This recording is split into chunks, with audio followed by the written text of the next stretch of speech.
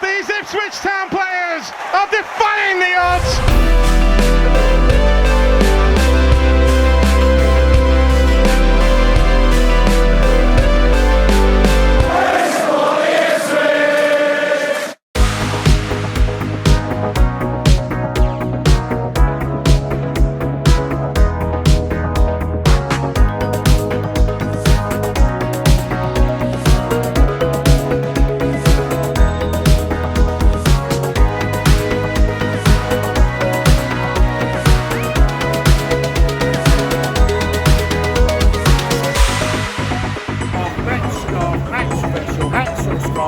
Hats or scarf?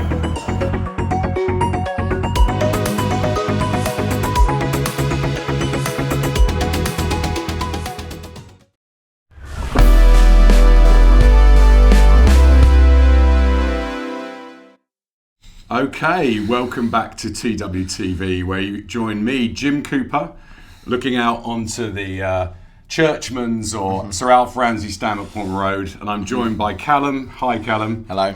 To look back at Ipswich Town 2, Aston Villa 2, for another video verdict. We're hoping to give you immediate, compelling, and hopefully independent views of an Ipswich game. And we've seen an absolute corker today. The Premier League really still keeps delivering for us, doesn't it, Kallum? It because, does. I've got a few Villa fans have been ribbing me all week that we were going to get quite badly beaten today. But I thought we more than gave an account of ourselves. And in that second half, not only did the crowd fire up, but I think the system and the Ipswich team and players really fired up. And we were quite dominant at times. Can I have your view of the game, please, Kallum? Yeah, I mean, where do we start? I mean, it was a brilliant point, wasn't it? I'm certainly delighted with it. Like you say, the second half, I think, is where it really came to life. We took the lead early on, which I thought was against the run of play. I thought we were on the back foot from the off. It felt like it was the first time we had the ball, was when the ball ended up in the net. Yeah, that's right. But then, I think the two goals we conceded need to be spoken about, because I think they're poor goals. Yeah. The first one in particular, Jacob Greaves, for me, has been our player of the season so far up to this point. It's a big error. You can't be smashing the ball across your own box like that. That's what you learn. It's interesting that we had the error at Southampton, which I think was a combination of O'Shea and Axel. This was a mistake from Greaves. Yeah. And I think what he was trying to do was trying to be clever. He was trying to play it through. But the ball stayed low and it went into the midfield or almost to the edge of our box and got picked up. He should just have bashed it into the crowd, which he did, funny enough, later on. But he did make amends to himself, because there was a superb sliding tackle in the second half that was probably a goal saver. There was. Talk more about the performance and some of the key incidents, please. I think the two goals that we conceded aside, I thought defensively we weren't under huge. I don't remember Aro having to make any saves other than them two. Could be wrong. But going forward, I thought we created a lot of chances after the goal that we went in front from, which came from Jack Clark down the left, cutting the ball back. There was another one from Delap where it was a gorgeous ball from Leif Davis, and it just felt like Delap was going to slot it into the bottom corner one-on-one. Martinez made the save on that occasion. I'm really looking forward to seeing to that. Whether it was Delap could have done better, or because Martinez is a World Cup winning goalkeeper, he is, and for me it looked like a world class save. But we'll look back on that one. There were other chances, weren't there, in that in front of the stand behind us. There was, I think, a header for Axel and a header for Clark. Would you believe? There was, and we could have taken those. I think. I think Phillips tested Martinez as well from the edge of the area, which led to one of quite a few corners that we had in that game. But then in the second half, I thought we were definitely the better side in the second half. And once the goal went in from Delap, and it's a great goal, isn't it? Yeah, we need to talk about Liam Delap, because there were question marks maybe over the fee when he came in. You know, it was initial 15 million or whatever it was, but he's proving to be worth every penny, isn't he? 2 goals today, could have had more. He's been fantastic. Absolutely. I mean, I know you're in the lower north. I'm in the J block with our new executive seating behind us, and I had a really good view of the step over and then the shot, and it's a quality goal. It's looking like a very good buy, as you've said, and a good striker. And I think some of those concerns we've all had of whether we've got enough firepower starting to go away. He was sensational. And then even when he looked knackered on his feet by the time he came for 90 minutes. George Hurst came on for it was literally only stoppage time, and he charged down two balls that we needed to get charged down to clear the danger when sort of in the latter moments of stoppage time it looked like Villa were on the front foot probably for the first time in the whole half, really. So that energy was needed from the subs, and I thought all the subs brought that great energy as well. But yeah, Delap, another brilliant performance. Absolutely. And I think talking about Villa, I mean, Villa played Bayern Munich in the Champions League on Wednesday. That's the kind of calibre we're up against now. And actually, in the first half, I thought we looked a little bit nervous at times. I think we were a bit overawed by them. And also, I think the North Stand and the wider atmosphere was also a bit quiet. The crowd weren't going. I think there was nervousness. They did look good, Villa, and I think they got a lot of power. The guy they bought from Borough, who is Morgan Rogers, you can see why they're talking about him as a player. I thought he was excellent. He was, He obviously pounced on the mistake for Greaves, which we mentioned, to get his goal, but he's all right. I thought he should have been booked in the first half, to be honest. He was everywhere, clattering into everyone, but we won't talk about that. But on the ball, clearly he's a talent. He finds pockets of space, and you can see the way they want to play. They want to get Ollie Watkins in behind him. They tried to do that, and I thought Dara O'Shea used his pace well. That's why we've brought Dara in. I thought his pace to combat that sort of style that Villa wanted to try and do was important. I think we've been raving about Greaves, haven't we? But I thought O'Shea's best game, perhaps today, you could see some of the reading, some of the passing was improved, and as you said, the pace was there as well. And just looking at the game overall, I mean, okay, they had a bit more possession than us. We had 44% possession.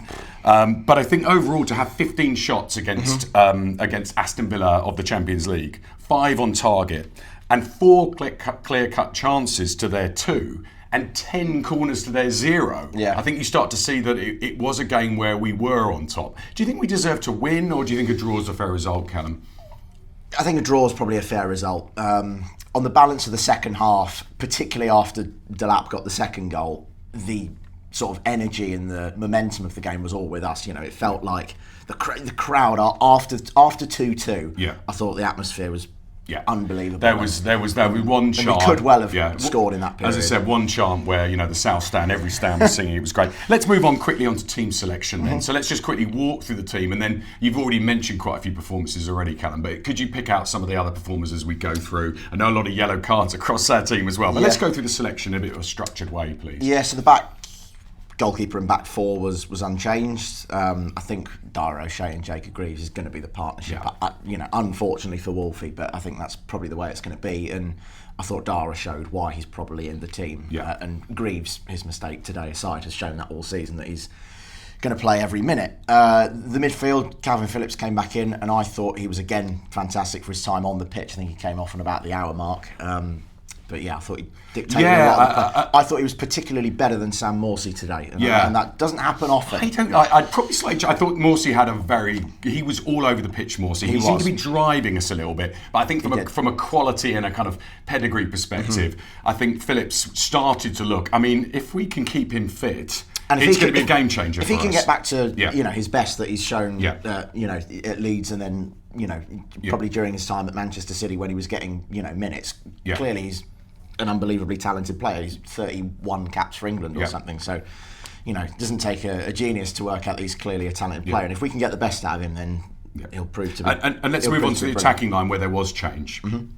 Ogbeni came in on the right, like for Wes Burns. I can see those two sort of chopping and changing throughout the season. I thought he did okay. I thought okay only, perhaps. Wes provided a bit of energy when he came on, but perhaps needed to run around a bit more.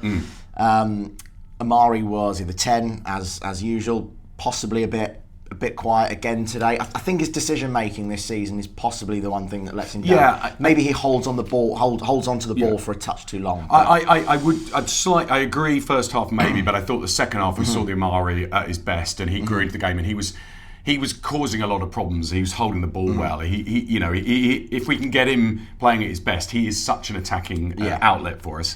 And then obviously we had Jack Clark. I was going to mention while you touch on players who I thought in the first half possibly weren't great but then grew into it. I thought Jack Clark was one of those. I thought his first half probably was a bit sloppy at times, but then in the second, his positioning probably wasn't great. But in the second half, I thought I was surprised. I was caught caught by surprise pleasantly by, I think, his defensive work rate in the second half.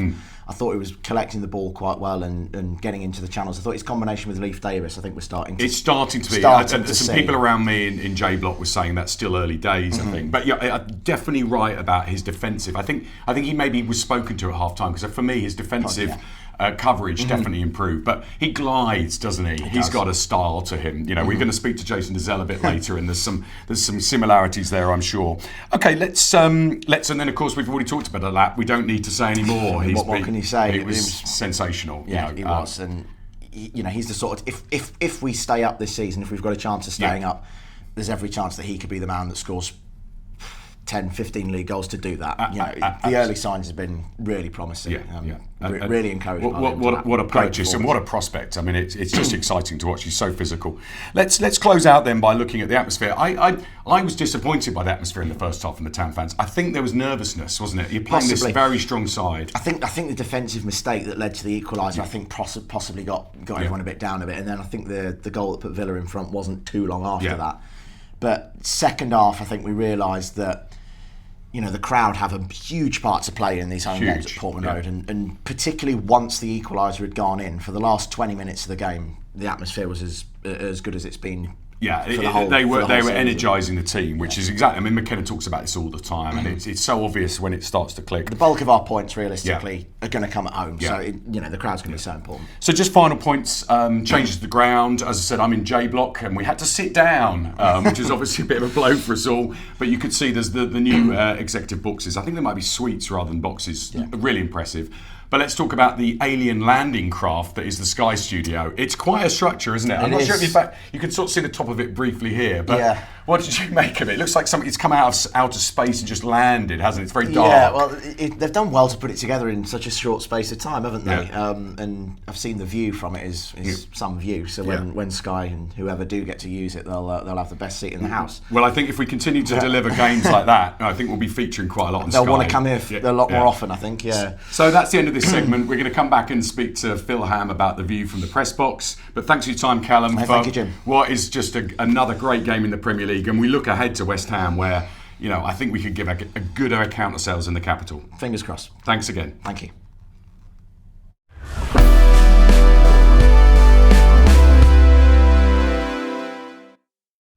Welcome back to TWTV, where we're moving on to the next segment with Phil Ham to get a view from the press box, which I think Phil's in there somewhere, isn't it? The press room is in there. The press room is in there. So you've come you've come hot foot over to our studios, which are in the Travel Lodge, Ipswich Central, and a big thank you to Will, the manager, who's given us lots of assistance in setting up for today. Cheers, Will. Thanks, Will. He's been excellent. So, Phil, let's get into it.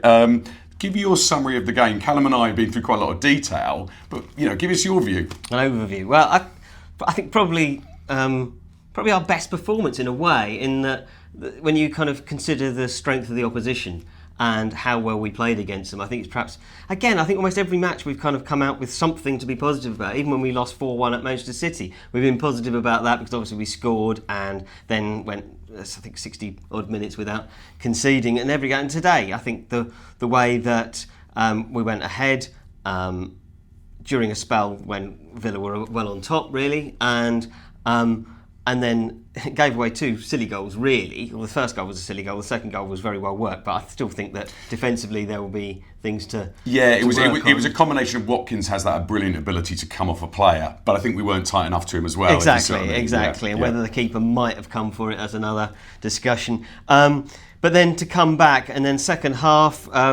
Emery, the Villa manager, said that Ipswich were the side that he expected to play in the second half rather than the first half, which Kieran thought was an interesting comment because he felt we created more chances in the first half than we did in the second. So, but anyway, second half I thought, even in the first half we had spells where we were in charge of the game against a side that was playing in the Champions League and finished, was it 5th last year in the Premier League and 4th in the Premier League, and which we keep saying 16, 17 months ago we were still in League One. So so hugely impressive. Well taken goal by Liam Delap, the first one, and again, well, actually, perhaps for the first time, we've kind of seized on errors that the opposition made because they failed to kind of clear their lines, and we turned that into a chance very quickly. And then obviously we conceded 2 goals, but we never really heads didn't look down. Heads were never down. Yeah, I mean, I think the first half, they were just a good side again, weren't they? And, we keep saying it's welcome to the Premier League, but I thought. But at the same time, I didn't think.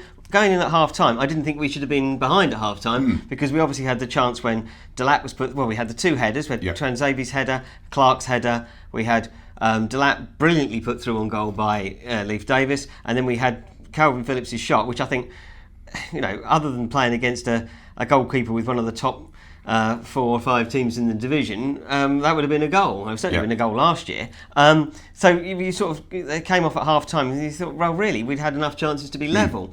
And then, second half, I thought we were stronger really from the off. And I think the atmosphere gained. It was quite. Yes. It was. I think there was a bit of nervousness. We talked about this with Kallum earlier in the first half, but the second half, the crowd grew and the team built. And I think there is something in that. I think there has been that in games so far. I think perhaps we've been a bit less confident in ourselves perhaps than we were last year in games, but we've grown into matches as players have kind of realised, well, actually, we can take these on. Yeah. And the second goal was terrific goal, wasn't it? I think it's as good a goal as we'll see all year. Absolutely. Jack Taylor, I think we mentioned Jack Taylor before, that he kind of impressed when he came off the bench last week. He played a role in that. And Amari Hutchinson's first time ball through to Liam Delap, and the finish was just terrific. It was just. I was right in front of me, Phil, as I was mentioning earlier, and the turn, and then it was a great finish as well. Yeah. Who else stood out for you today, Phil? Phillips. I think Phillips is kind of emerging as a very key man. I think Morsey again.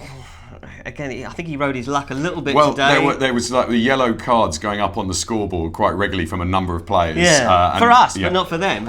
It was ridiculous. There was I forget who it was. It was Morgan Rogers. It was Morgan Rogers, who committed 3 fouls within very quick succession, having already committed earlier fouls, and the referee just didn't want to book him for some reason. It's a theme that we've seen at Portman Road a few times, where you're thinking this doesn't feel very even. No, certainly went fun enough when Luongo was coming on. We all thought he was going to replace Morsey because he was on a yellow card. But actually, but he does right. But I think yes, he played very well. But generally, again, people are kind of settling into the level, aren't they? And Delap, I think, is the one probably you'd highlight as the player who's come in, not having played in the Premier League, that's really settled in. Kieran mentioned Leif Davis. He was asked a question about Leif Davis, whether there was any excuse for him not being in the England team now, because he's sort of suggesting that because he was in the Championship that was an excuse. It's funny how actually Kallum and I were speaking about standout players, and I think we missed Davis actually because he did have a very strong game. Any other summary points from the press conferences? Any other messages from Kieran or Emery? Well, he was asked a question about Emery said that it was fair enough result. I think he was quite magnanimous, and he was really good fun actually. Someone asked him a question about you've got Bayern Munich on Tuesday, I think, and you've only got Wednesday. They've got a day more to recover Bayern Munich, and he said, we're calling that off. I think basically his point was, well, what can we do about it? That's the case. Kieran was was asked about. Are you getting closer to a win? And I think the sort of suggestion from a national journalist was more that we're getting progressing with each game, which hasn't really been like that. We've been pretty consistent with our performances, even though perhaps today was the best. But I mean, I like to think of us at the moment, we're kind of we're like Jeff Boycott at the moment in an innings. We're sort of nerdling singles here and there, and I think it's getting this rather than this sort of baseball kind of thing. We're just sort of nerdling around and picking up points and getting ourselves into 15th place, which I don't think we can really argue about. And 6 games in, we're now 4 games unbeaten and only been beaten by Liverpool and Manchester City. I really don't think we can particularly argue with that. It's a great position to be in. Okay, let's start to move on. Let's look out at Homer's piece. Let's look at the TWTD forum and our favourite thing from Homer, which is sort of 3-word summaries of the game, and some good ones this week as always. Getting better every day. There's a lot of improvement, I think. Toe-to-toe is great, because we were toe-to-toe with Champions League Aston Villa. Yes, exactly. And I think I was going to say my 3 words is Champions League Villa. We've got to remind ourselves the scale and the sides that we're playing and getting these good results and the depth of squad. I mean, that was they've got subs of real quality to come in, haven't they? I mean, you look at the goalkeeper. World Cup winner. And then he showed that because of course there was the save from the Phillips blast, wasn't there, as well? And Watkins up front, who was the back page lead in the Euros. Yeah. So could have won. I think kind of close to it. I think we were close to winning. Yeah, I think that we finished stronger. That we were the side that were the ones pressing for the win in the final couple of minutes. And then first win coming. Let's hope it's in the capital against West Ham next week. But I do feel it's coming. If we play like we did in the second half at times, we're going to be a match for anyone. I think the next couple. West Ham and Everton. I think that's and just to really the last one, which I really like, is we belong here. And I really felt like first parts of the first half, I was thinking, do we? But by the end, I feel like we belong in this league, and I think we're improving. Yeah, we're giving these teams a game. Yeah. Picking up on your 15th point, the fact that we're now in 15th. Let's look around some other results. Forest, who we expected to be down with us, but obviously have had quite a good start. They actually lost 1-0 at home to Fulham, and Fulham we know were a good side, and it was a good Fulham who we drew with. Exactly, and we had a good performance against. Leicester lost 4-2 away at Arsenal, and that's good news, frankly. It is, yeah. Everton had a bit of a positive result 2-1 against Palace, and Palace are not having a good start to the season. There's something wobbly there. Wolves lost. I think they've got some good attack, Wolves, but they lost at home to Liverpool 2-1. And West Ham, our rivals next week, 1-1 away at Brentford. And I think, let's look ahead to that game, because I think that's going to be a cracker in the capital. And we look forward to coming back and giving you a further review from that game. We've got one last segment with Jason Dozzell, but just to close out, we look forward to seeing you after the West Ham game. Please like and subscribe. And Phil, we look forward to speaking to you after that game. Yeah, looking forward to it. Cheers. Thank you.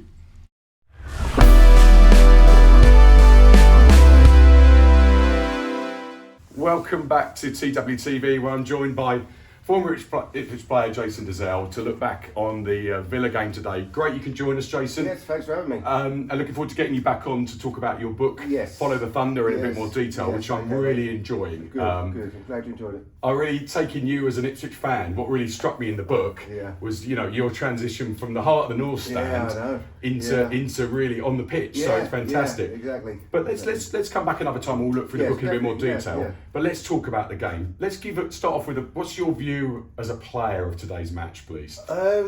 Just contrasting in how the game ebbed and flowed, really. Yeah. I mean, for the first 20 minutes, Aston Villa had all the possession.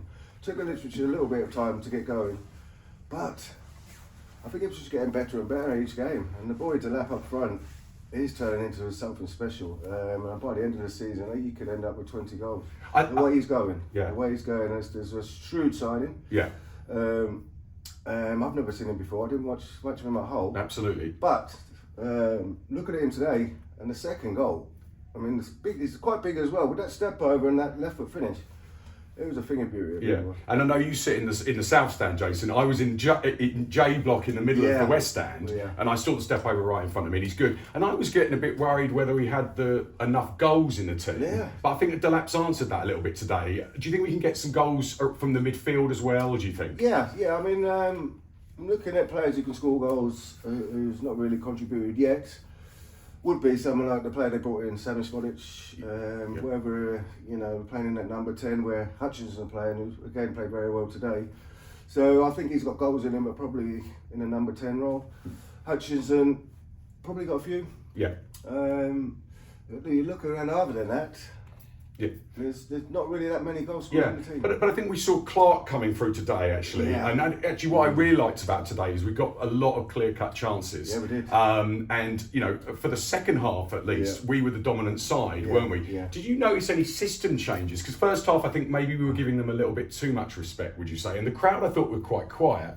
Second half, we seemed to dictate a little bit more, and the North Stand got going. Well, whatever it was, we got about them. The tempo was different. We came out, not like we did in the first half, we came out second half. And it was all Ipswich. Yeah. For me, I mean, I can't remember them clearing that many clear-cut chances. Yeah. I was sitting behind the goal, I can't remember having too many. Yeah. But I remember Ipswich on the attack all the time from 25 minutes in. Once the goal went in, we could have gone on and won it. Yeah. And there was little bits and pieces, not clear-cut chances, but some really good areas which we didn't capitalise. But as you see by the end, the applause they got from the crowd afterwards, the fans had died. I mean, out of the three teams that went up, I think we have the best chance. Today, I think coming into today, because I thought we could have done more at Southampton. Today was a day where I thought we seemed to be, and he's had 2 weeks on the training pitch, hasn't he? And I thought it clicked today, didn't it? Yeah. What did you see in terms of what was clicking, what was working on the pitch from your perspective? I think it was let them have the ball and counter. Yeah. Counter. And that's what happened with Delap's goal. Yeah. I mean, they were coming and one ball they're in. Yeah. Now then he gets set up with a 1v1 situation and he absolutely killed him. Yeah. So it's changed his system a little bit, whereas we were the dominant teams the last 2 years. We've had the ball, we've had this. We're actually letting teams have it now. We're defending quite deep, but we've got players on the counter who can cause some real damage, and I think that's the difference. Yeah, I think that's it. There was a lot, and we were speed in transition today, wasn't it? I thought we were a bit slow in the first half, but then we started to move the ball extremely well. I thought, little one, not too many touches on the ball, speed of pass. Yeah. And then break really quickly. Yeah. That was the order of the day. Now, just remind me, I was speaking to Phil Ham from TWTD about your position. You were a central midfielder, or you were a number 10. They call it all funny names, don't they? They got CDM, whatever they want to call it. I was me and George Williams in the middle of the park. It was a bit of everything, really. Yeah. You had to do everything. Do you know what I mean? It was just another 6 or an 8 in a team. You had to do a little bit of everything. So. Yeah. But I was better going that way than I was that way. Yeah, got you. Yeah. Okay, well let's close it out. So let's close out about 2 things I want to talk about. I think we're now agreeing. We think we've got the ability to really make it this season. Is that your view as well? Or do you think we've got enough to stay up? The longer it goes on, I mean, I can't get to every game because I go and watch Andre. I've been to the Fulham game. Yeah. Should have won. Yeah. I've just come here today and I was speaking to a few people last night. I'd be delighted with a point. Yeah. But I'm a little bit disappointed now. Yeah. I think they were there for the taking. I think it was a game where we could have got the full 3 points. Right, So you're looking at the Premier League and you're trying to pick out teams. Happy with a point at Sunderland last week, but I want to go there and beat Southampton. Yes. So because you don't want to be playing catch up too much in this Premier League because it's hard. Yeah. So I was expecting to go to Southampton and win. Yeah. They didn't. And then I'm thinking it's going to be a really tough game today. Yeah. And they should have won. Yeah. I think that's what we take away from it, isn't it? And then the final thing is, anything the Premier League's changed since you're obviously there when you got the promotion. Is it just a completely different place now to when you were playing? It is completely different. Yeah. Everything it just turned on its head. Even I've never known a place buzzing like this. Yeah. It was good in my day, but it wasn't like this. We didn't have the 2 tiers of neither to generate that atmosphere. And I think that's it. Today, what I saw was that second half. It was like when we were playing the Championship, when we were dominating games and the atmosphere really kicked in. And I think it's going to really put us in good stead for the rest of the season. I know, mate, but mate, he doesn't really like football. He's coming along today. He'll be bringing me up 6 o'clock tomorrow morning for a. Well, everyone wants a ticket these days. He'll be bringing me up. He's coming out the woodwork. Everyone wants a ticket. Well, listen, Jason, thanks so much for joining us. Great to get some feedback from yourself.